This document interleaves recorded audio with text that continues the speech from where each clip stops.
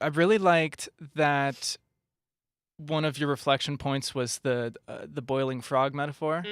Like, Mm. oh my God, I can't tell you how many times that principle has played out in my mind in different ways, whether for myself or how I've watched others. Yeah. A lot of my coaching conversations are helping people understand this. And uh, can you explain That analogy. maybe if there was a target audience of, because after a certain age it gets really hard to turn people around, Yeah. Yeah. and because they have their minds made up, uh, but if there was like teenagers listening, Mhm. if there were like early 20s listening, like what types of things do you think are important for people to keep on their mind to make sure that they're not in a pot that's on the stove with a little They're the flame frog. going? Yeah. Yeah.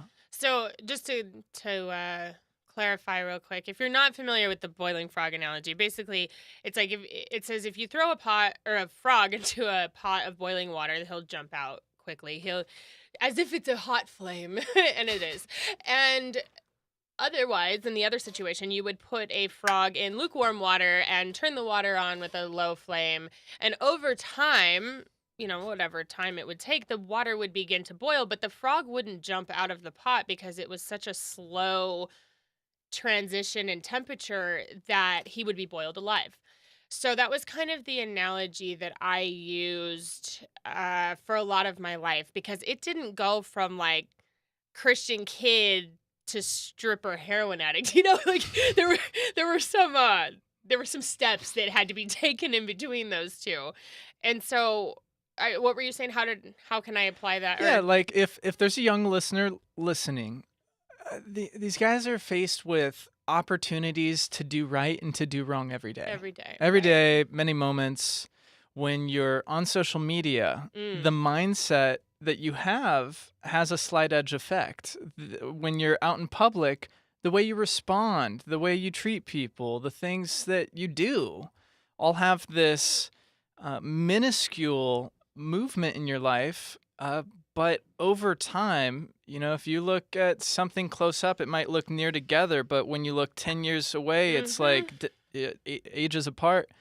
Yeah, like what type, if essentially, not only what types of things should people look out for to help protect themselves against that slight edge boiling frog effect, but kind of share some insight that maybe if you were to go back, that like you're like I this probably do type that of differently. Yeah. situation, yeah, this is what this led to, and if I went the other way, yeah. You know, it's funny because I'm not a mom today, but I feel like as I say this, I'm gonna sound like my mom or a mom.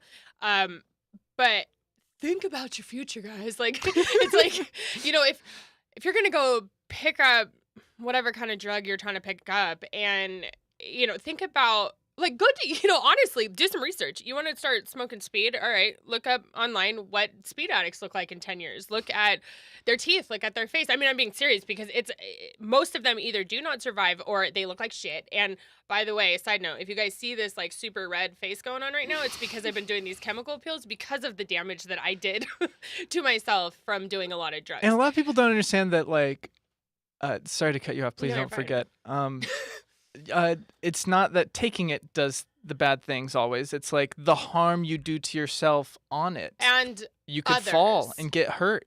You could, I mean, jump off a one of the building. things they teach in Alcoholics Anonymous or Al Anon is alcoholism ends up in one of three ways. Either you end up capacitated, you end up killing someone else, or you end up killing yourself. And it's an extreme phrase that helps you understand that like you're up against the odds. The odds Right. are not in your favor. Right. And at some point, in the very beginning, parents might feel bad for you. They might try to save you. Your friends might be there for you. Maybe nothing bad has happened yet. Maybe you just got a little high or drunk and, slept with the wrong person and whatever. The next day happens and, it's definitely not the worst thing. But maybe that's not your case. Maybe you got drunk and hit a car and now you're, going to prison for DUI and attempted Vehicular manslaughter. Yeah, manslaughter. exactly. I Yeah. mean, there's so many different Share that forms. on a first date.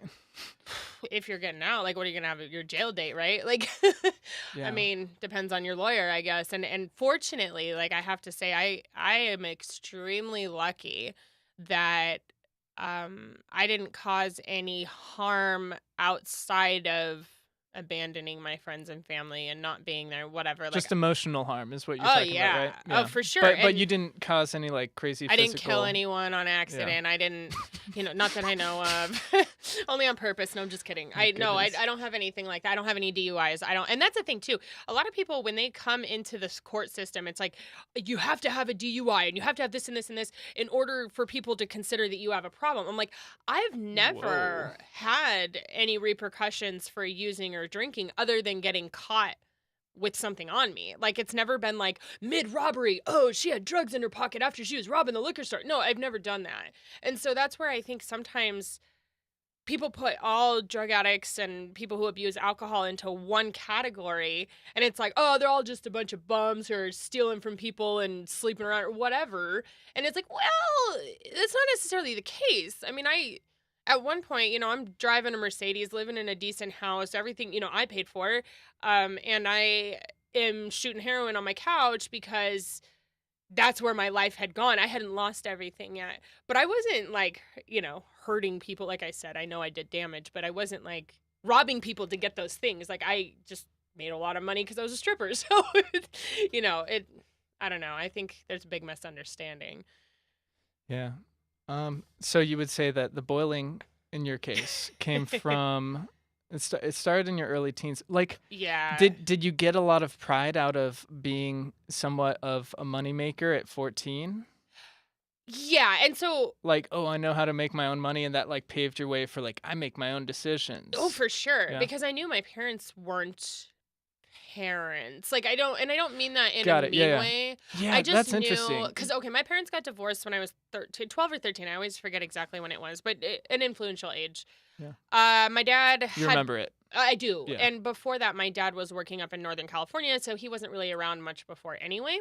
And so then when they got the divorce, it was just basically a piece of paper. It wasn't much different than before. Mhm. And my mom then had to take on a second job to be able to afford everything. She also started going back to school. So she's working 2 jobs, going to school at the college in Victorville. There was no time for kids, but unfortunately we were already there, me and my little brother. So I became my brother's mom when I was very unknowledgeable and immature. Yeah. And so that put a giant stress on me. And then so my biggest thing was like, okay, I got to get a job right now so I can get out of this situation because I don't ever want to have to be dependent on someone. And so, yeah, it probably started around there. And my first job was in the high school cafeteria. It was only like an hour a day, Oh, your first job wasn't McDonald's? Well, technically, because I didn't have like I wasn't like employed when I was Sure. working in the Sure. cafeteria. Okay, got it. So it was just like it was small school here Yeah. under the table. We'll give Uh-huh. you, I think it was like $50 plus a free meal every day. Ooh. Hell of a lot. Or maybe $20, but still, it was a lot. $50 every for- week? No, I think it was, Every day? no, it couldn't have been. It was probably $50 a week. Okay. 5 days. Yeah, that I'm makes like, more yeah, sense. I would have been cocky too. $50 a day. And then, yeah, 12? my first real job was McDonald's. And I mean, minimum wage, but small town, so we got to work. Which was like $7 back then, right? Oh, so what was it? $6.25, I think. I just on I'm that old. 2009 video, I there was a conversation.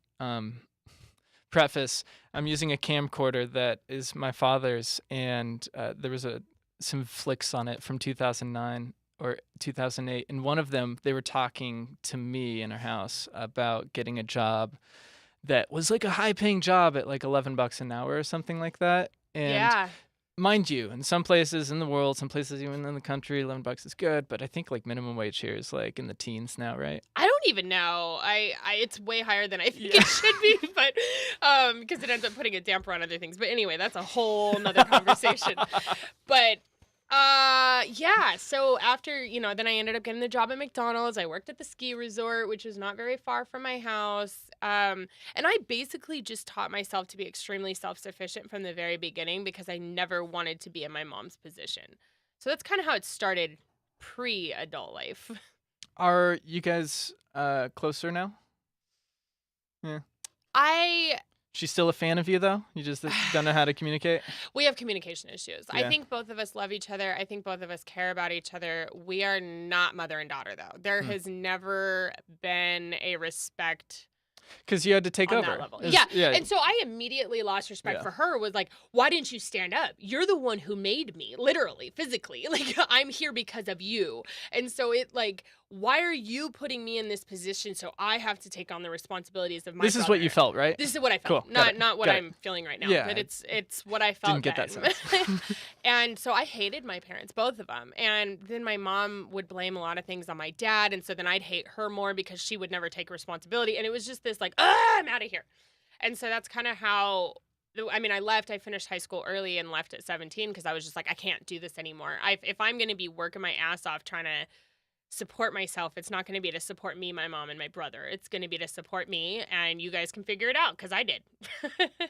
So I was, yeah.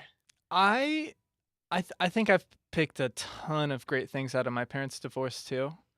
And I'm gonna shine the light back on you, but I don't need it. I just think that it is so cool that you find as much joy as it seems you do in moving your energy towards bettering others and bettering the world. Yeah. Thank you. I know it's Sigh. kind of a hesitation. Explain it. I mean, I obviously... What did I say that you kind of didn't agree with? Oh, no, it's not. Interesting. It's not that. Well, I guess it'd be a two-part answer. First part. Let's hear. I don't know. I mean, I always feel like there was a piece of me that cared about other people, but my actions said differently. So I would But you thought you cared. I definitely wasn't the person God. going out like I trying to think hurt I people. relate with what you're about to say. Go ahead. Second part. Oh, that was it? I thought you were going to Just kidding. explain that. No, yeah, no, seriously. I feel like I was the person that, I had friends that ended up doing a lot of drugs and ended up homeless. Here, sleep on my couch.